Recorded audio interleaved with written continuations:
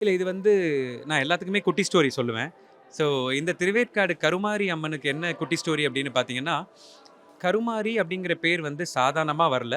அது வந்து நம்ம வயித்துக்குள்ளார பெண்களோட வயித்துக்குள்ளார இருக்கிற கரு ஒண்ணு மாறி தான் அது கருமாரியா வந்திருக்கு. ஸோ இது வந்து கலியுகம். இதுக்கு முன்னாடி இருந்தது திரௌபத யுகம்னு சொல்லி, அந்த யுகத்தில வந்து கிருஷ்ணர் வந்து பொறந்து 8வது குழந்தையா பொறந்தா தன்னை கொலை பண்ணிருவாருன்னு சொல்லி கம்சன் வந்து வாசுகியும், அவங்க ஹஸ்பண்டையும் வந்து உள்ள ஜெயில்ல வச்சுக்கிட்டே இருக்காரு. இந்த கதை வரைக்கும் உங்களுக்கு தெரிஞ்சிருக்கும். தெரிஞ்ச இத கதை. வந்து ஆமா. நீங்க சீரியல்லலாம் பார்த்திருப்பீங்க.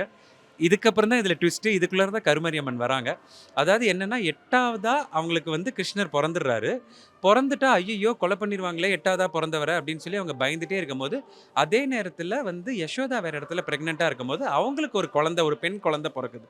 ஸோ அந்த பெண் குழந்தை தான் இவங்களுக்கு பொறந்ததா கம்சன் கிட்ட வந்து காட்டுறாங்க. உடனே அவர் என்ன பண்ணிடுறாரு, பெண் குழந்தையா இருந்தாலும் பரவால்ல, அத நம்ம கொன்னுறணும். ஏன்னா, அது பெருசாகி ஒருவேளை ஏதாவது சாமியோட திருவிளையாடலா இருந்து நம்மள கொலை பண்ணிடுச்சுன்னா என்ன பண்றதுன்னு சொல்லி, அதையும் கொன்னுறாரு. அது கொல்லும்போது தான், அந்த செகண்ட்ல வந்து அந்த இடத்துலருந்து தேவி வந்து ஓப்பன் ஆவுறாங்க. ஸோ, அவருக்கு பயங்கர ஷாக்கு. என்ன எப்படி அப்படின்னு வரும்போது, நான் மாறி வரல. நான் கருமாறி வந்து உன்ன கொன்றுக்கேங்கிற அந்த கருமாரி தான், இன்னைக்கு நம்ம கண்ணு முன்னாடி நம்ம தரிசிக்கிற இந்த கருமாரி.